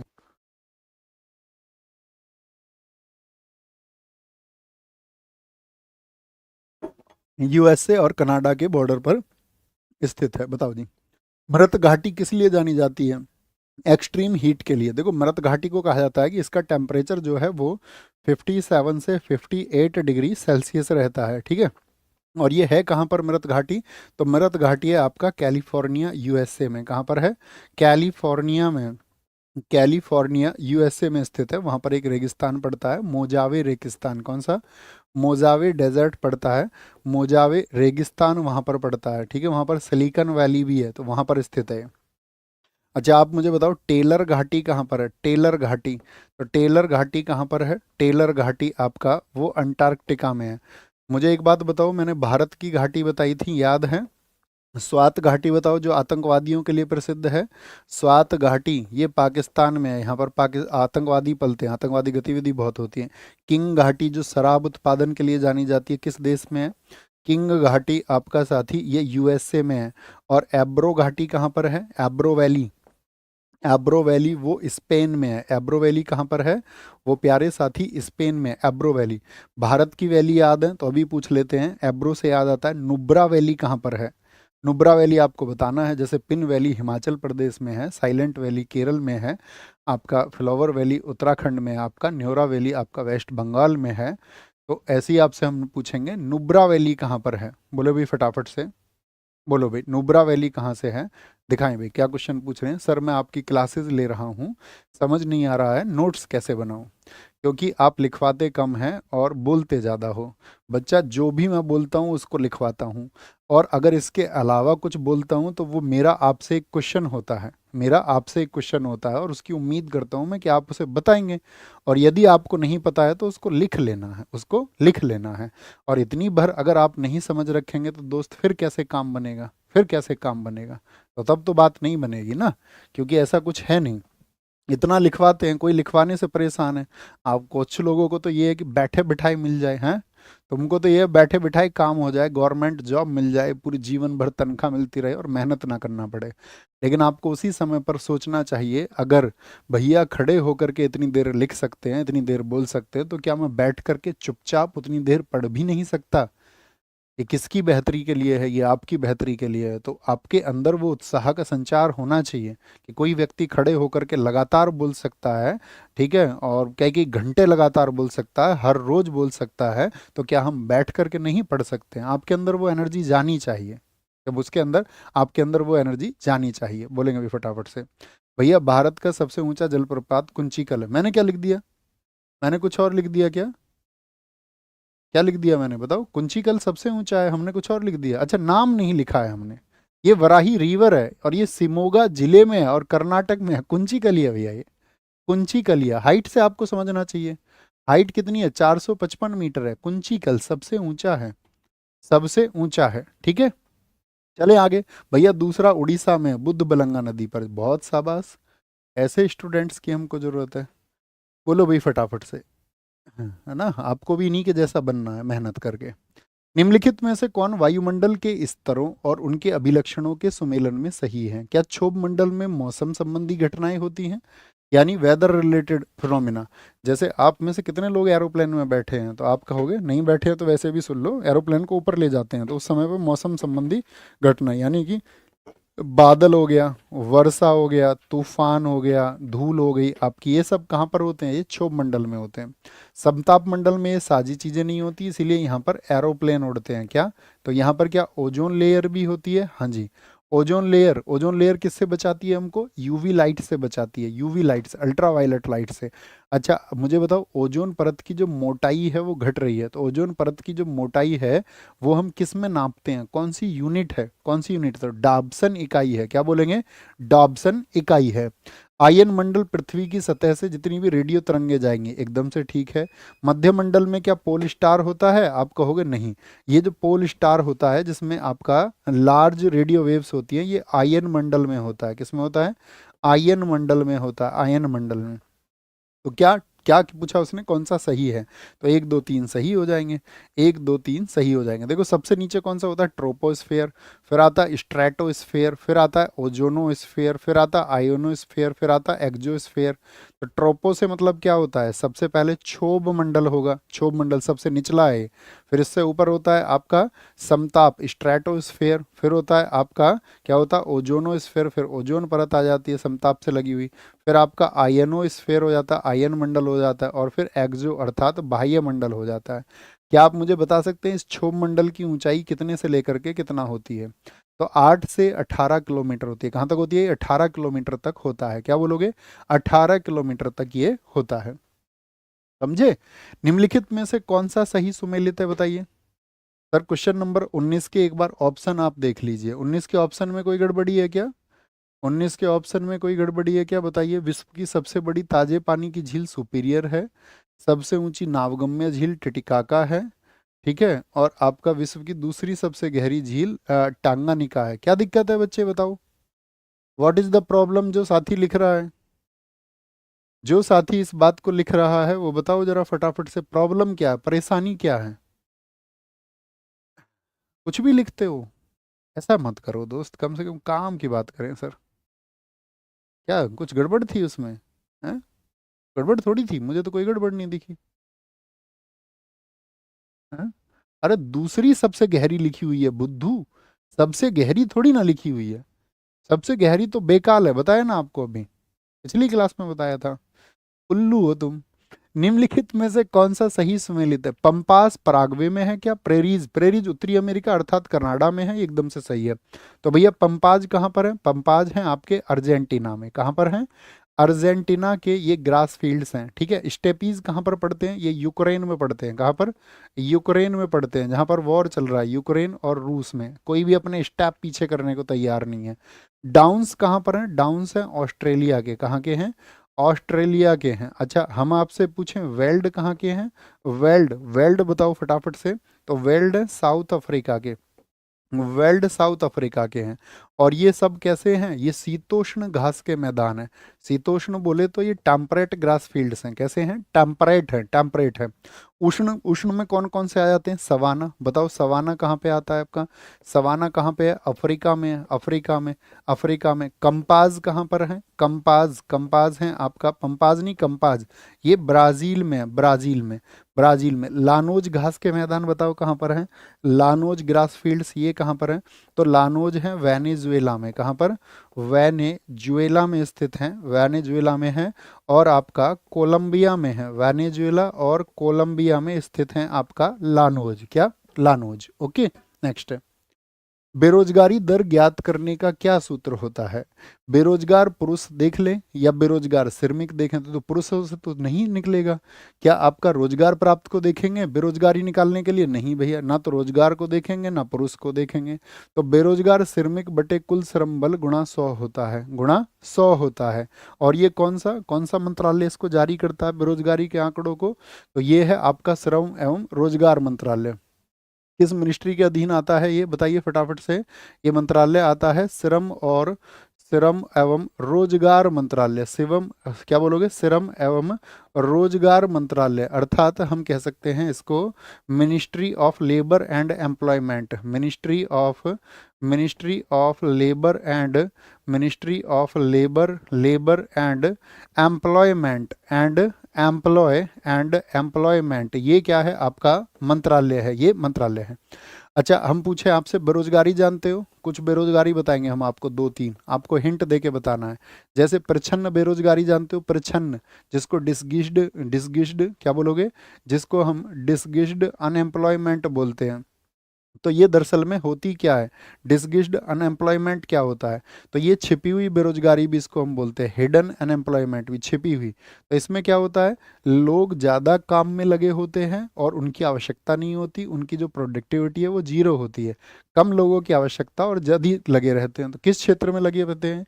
ये कहाँ पर मिलती है? ये कृषि क्षेत्र में लगती है। जैसे आपके गाँव या आपके परिवार में आप 5-7 लोग हो गए, 2 लोग भी उस काम को कर सकते हैं। जैसे मैं पूछूं घर्षण, फ्रिक्शनल जो अनएम्प्लॉयमेंट है वो कब होता है? फ्रिक्शनल कब होता है बताओ? तो फ्रिक्शनल होगा जब आप काम ढूंढ रहे हो और आपको कोई काम नहीं मिल रहा है, नया काम या नया जॉब ढूंढ रहे हैं आप, नया जॉब या काम ढूंढ रहे हैं, उस टाइम पे आपको जो गैप हो गया है, गैप हो गया है। जैसे आपका चक्रीय होती है, साइक्लिकल अनएम्प्लॉयमेंट होता है। क्या होता है? साइक्लिकल अनएम्प्लॉयमेंट होता है। ये किसकी वजह से होता है? तो क्या बोलोगे? ये मंदी की वजह से होता है, जब रिटार्डेशन आ जाता है। क्या बोलोगे? जब बहुत मंदी आ जाए, मंदी आ जाए। एक साथ ही आपका संरचनात्मक होती है, संरचनात्मक यानी कि आपका स्ट्रक्चरल होती है। क्या होती है? स्ट्रक्चरल होती है। और स्ट्रक्चरल का मतलब क्या होता है? इसमें होता है नया कौशल की वजह से, यानी कि न्यू स्किल्स की वजह से, या नई कुछ चीज़ें आ गई। जैसे टाइप राइट आपका टाइप वो आ गया, कीबोर्ड आ गया। तो जो पुराने टाइप राइटर थे वो क्या हो गए? उन लोगों का, बहुत सारे लोगों का काम उसने छीन लिया, अगर उन्होंने नई चीज़ें नहीं सीखी तो। क्या बोलेंगे? नई चीज़ें नहीं सीखी तो। ठीक है बॉस। समुद्री जल में ध्वनि की गति कितनी होती है?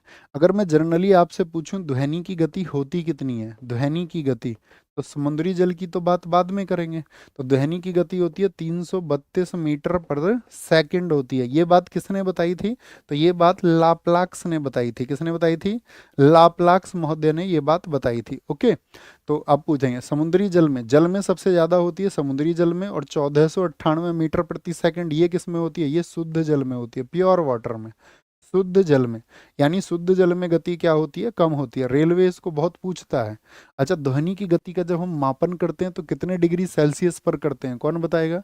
तो कभी भी जैसे ध्वनि माप रहे हैं तो हम किस पे नाप रहे हैं? 25 डिग्री सेल्सियस पर ये मेजर होती हैं, क्योंकि तापमान का भी इस पर फर्क पड़ता है। इसलिए आपको पता होना चाहिए स्टैटिक टेम्परेचर कितने पर ये वैल्यू जनती है। अच्छा, सॉलिड में क्या होता है? ठोस में, ठोस में सबसे ज़्यादा किस में होगी, यानी कि जो सॉलिड है, सॉलिड में सबसे ज़्यादा किस में होती है, तो वो एल्यूमिनियम में होगी। और एल्यूमिनियम में कितनी होगी, 6420 मीटर प्रति सेकंड होगी। और निकिल में कितनी होगी आपका, निकिल में कितनी होगी आपका, 6040 मीटर प्रति सेकंड होगी। ठीक है। अच्छा, गैस में हम आपसे पूछ लें, जब वो तो आपका लिक्विड में हो गया, और गैस में सबसे ज़्यादा किस में होती है, वो होती है हाइड्रोजन में। किस में होती है, वो हाइड्रोजन में होती है। और वो होती है 1284 मीटर प्रति सेकंड होती है, 1284 मीटर प्रति सेकंड होती है। किसमें, गैसेज में होती है, गैसेज में, ये आपको पता होना चाहिए। निम्नलिखित में से कौन सा समूह धातुओं का प्रतिनिधित्व करता है। धातु किस में आती हैं, समूह 16 में आती हैं, समूह 17 में, 2 में, 18 में। देखो समूह 18 जो है साथी, समूह 18 किसको दर्शाता है, सबको पता होना चाहिए, जीरो गैस को, जिनकी जीरो वैलेंसी है।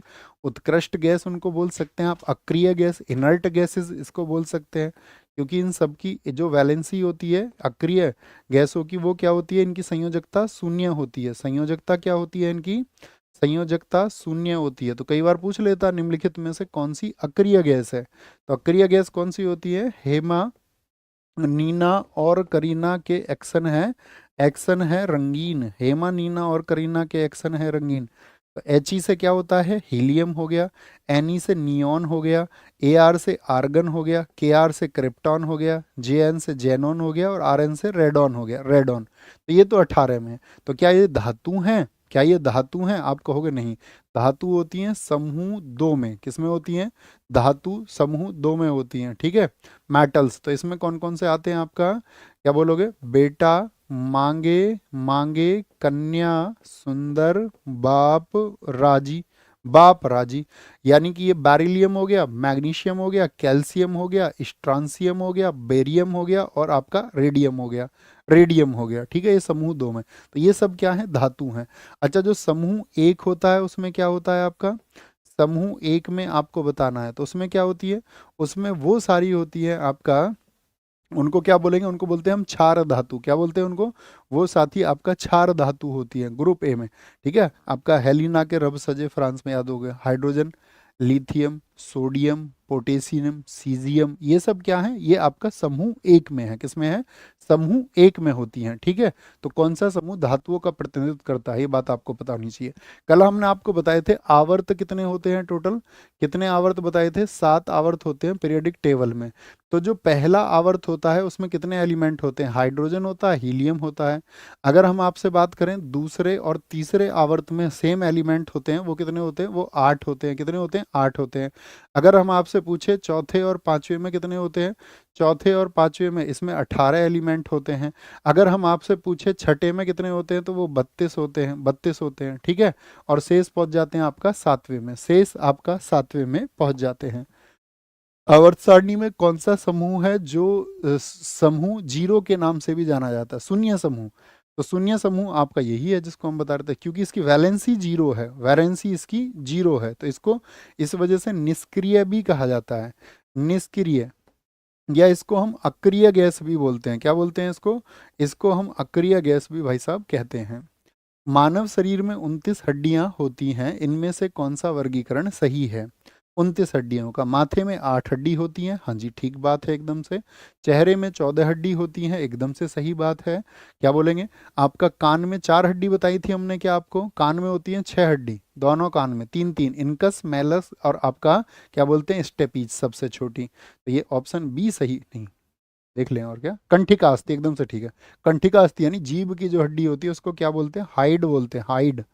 हाइड हड्डी यहाँ पर मिलती है, हाइड हड्डी मिलती है। ठीक है। क्या मिलती है यहाँ पर, हाइड हड्डी मिलती है, ये आपको पता होना चाहिए। ओके। तो ये एकदम से ठीक हो जाएगा। आगे आओ।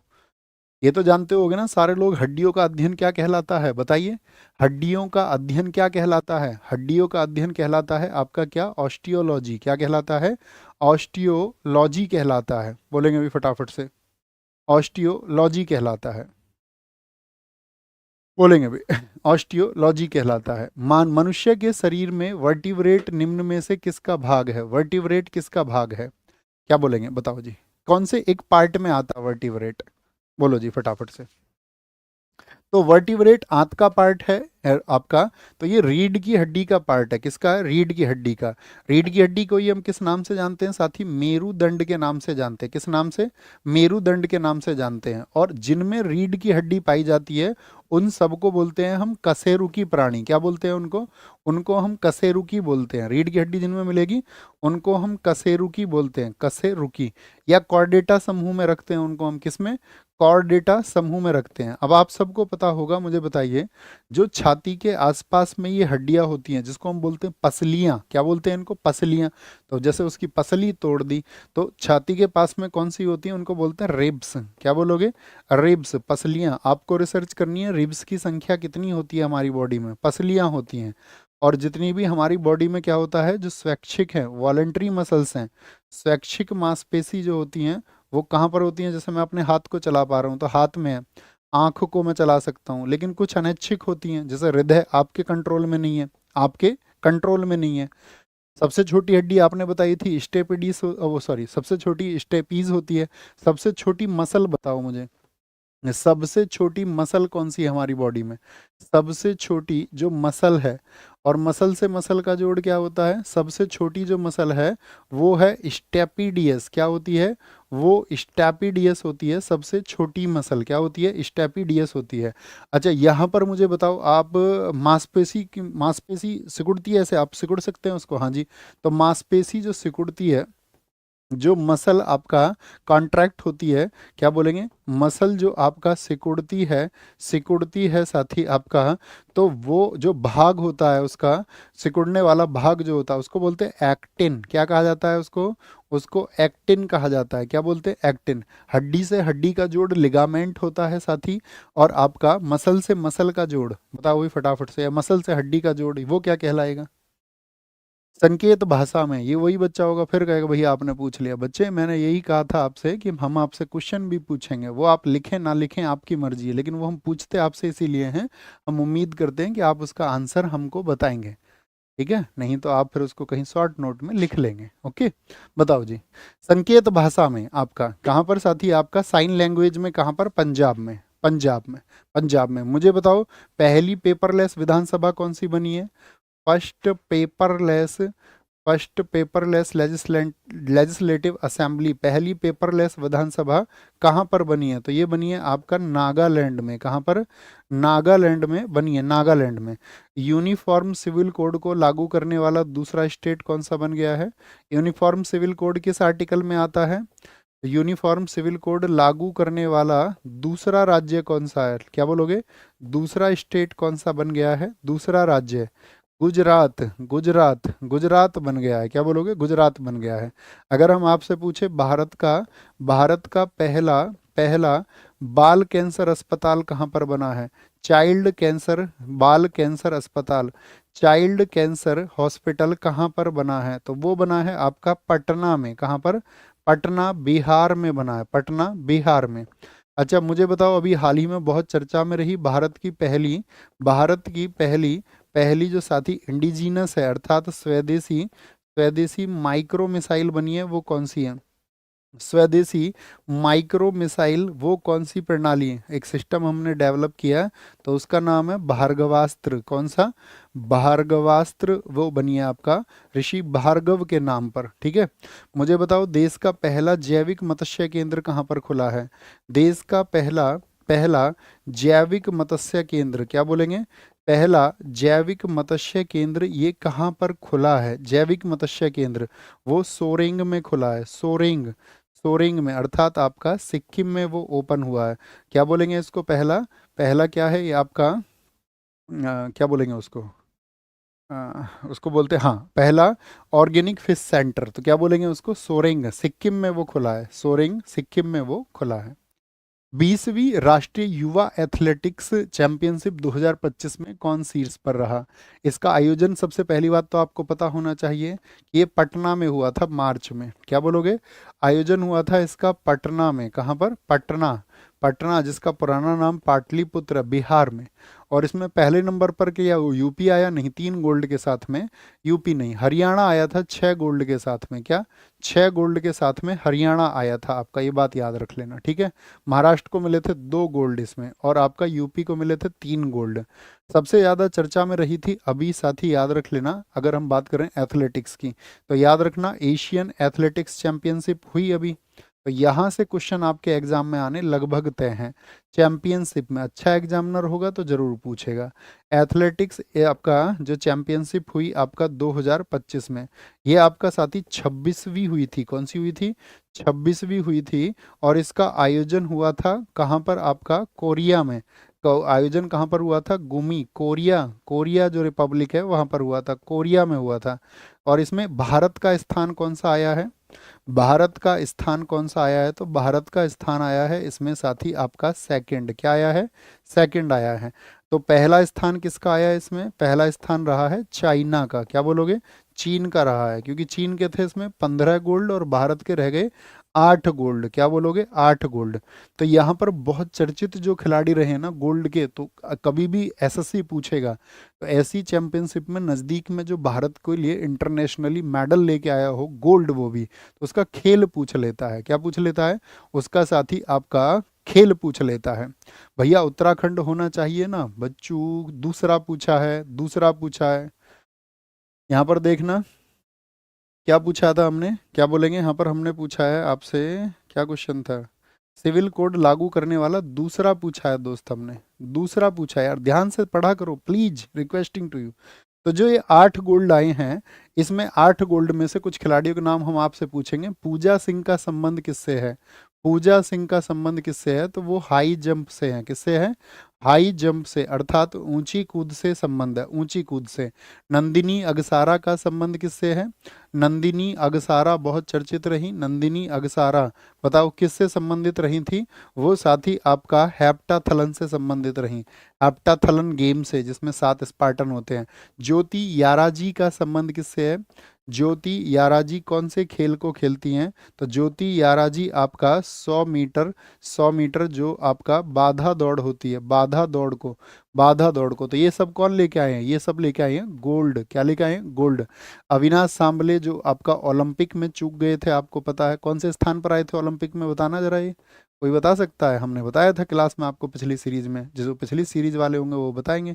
3000 मीटर में अविनाश सांबले 3000 मीटर क्या करते हैं? Steeple chase, steeple chase. अच्छा, 2 गोल्ड जीतने वाले कौन थे? 2 गोल्ड जीतने वाले हैं इसमें आपका गुलवीर सिंह। गुलवीर सिंह ने 2 गोल्ड जीते, तो इनका नाम तो जरूर पूछा जाएगा। और ये दौड़ से संबंध रखते हैं। किससे? दौड़ से। तो दौड़ में कौन सा? 10K और 5K, 10,000, 10,000 मीटर और आपका साथी 5,000 मीटर, अर्थात 10 किलोमीटर और 5 किलोमीटर दौड़ में, दोनों में गोल्ड लेकर से आए हैं, दोनों में गोल्ड लेकर के आए हैं। ओके, तो ये किससे हैं? रनिंग से इनका संबंध है। आज का साथी हम आपको होमवर्क देते हैं, विश्व एथलेटिक्स इंदौर चैंपियनशिप 2025 कहाँ पर हुई है। कल साथी हम आपका 24 सेट आपको डिलीवर कर चुके होंगे। हमने आपसे शुरुआत में भी प्रॉमिस लिया था और आज बीच में भी एक प्रॉमिस लेते हैं। जी भैया, हम समय अनुसार रिवीजन करेंगे, अच्छे से रिवीजन करेंगे। जितनी उम्मीदें आपको मुझसे हैं, याद रख लेना, मुझे भी साथी आपसे उतनी ही उम्मीदें हैं। भैया एक बार सिक्के वाले प्रश्न को देख लीजिए, देख लेते हैं सिक्के वाला, हिस्ट्री का सिक्के वाले प्रश्न को देख लीजिए। तो सिक्के वाला प्रश्न कौन सा था? एक तो हमने आपको बताया था फिरोज शाह तुगलक का अद्धा बिक और ससगनी, वही तो बताया था। और कौन सा था? सिक्के वाला प्रश्न कौन सा था? सिक्के वाला प्रश्न हम देख लेते हैं, हो सकता है हमसे कुछ गलत क्लिक हो गया तो हो सकता है। क्या बोलेंगे? फटाफट से बताएं भैया, इसमें क्या दिक्कत है? सारे लोग बताएं। निम्नलिखित सुल्तानों में से किसकी मुद्रा अकबर के समय तक विनियमन का माध्यम रही थी? ओ हो, बहलोल लोदी नहीं, हम इसको लोदी वंश से शुरू करने के चक्कर में बहलोल लोदी टिक कर दिए। बहलोल लोदी तो लोदी वंश का संस्थापक, यहाँ से हम शुरू करना चाह रहे थे। तो क्या बोलेंगे? देखो, जो करेंसी चलती थी अकबर के टाइम पर वो इब्राहिम लोदी की करेंसी थी। एक बार थम्स अप करे जी भैया, हम इसको अभी करेक्ट डाउन करते हैं, अभी करेक्ट करते हैं इसको, फटाफट से बताएंगे, फटाफट से बताएं, सारे लोग बताएं, है ना। करेक्ट कर लिया? थम्स अप करके बताओ, करेक्ट कर लिया करो, नहीं तो नेक्स्ट क्लास में होगा कभी कुछ एरर होगा तो हम आपको ठीक करा देते हैं, हमेशा करा देंगे उसको। विश्व एथलेटिक्स इंदौर चैंपियनशिप 2025 कहाँ पर हुई है, ये आपके लिए क्वेश्चन है। और हम ये कहते हैं जो भी साथी डेस्परेट हैं अपने रिजल्ट के लिए, तो होमवर्क को अपना एक अनुशासन में बना लो कि मैं इसका आंसर जरूर लिखूंगा। ऐसे मुंह नहीं मोड़ना, ऐसा नहीं कि क्लास हुई ठीक है मैं कर लेता। ये सिर्फ और सिर्फ इससे कोई फायदा नहीं है ना, किसी को हित नहीं पहुंच रहा है इससे। इसका फायदा ये है कि आपका अंदर एक डिसिप्लिन होता है कि हाँ मैं उस चीज़ को अचीव करूंगा, ये मेरा एक टारगेट है, मुझे इसको फॉलो अप करना है। तो अपना ख्याल रखिए और पढ़ते रहिए। कल के बाद में फिर गैप होगा, फिर एक रिवीजन का टाइम मिलेगा। हमने आपके ऊपर ऐसा नहीं था लगातार कुछ चीज़ें इम्पोज कर दी हों, थोप दी हों। तो बड़ा हमने इनमें समय लिया, आराम आराम से धीरे धीरे से हम इनको करते रहे, और बहुत जल्दी हम अपनी यात्रा को पूरा कर लेंगे। और उम्मीद करेंगे ये आप उन सब के ड्रीम्स के लिए बहुत सफलता दिलाने का काम करेगी और आपके लिए बहुत हेल्पफुल रहेगी। थैंक यू, टेक केयर, नमस्ते।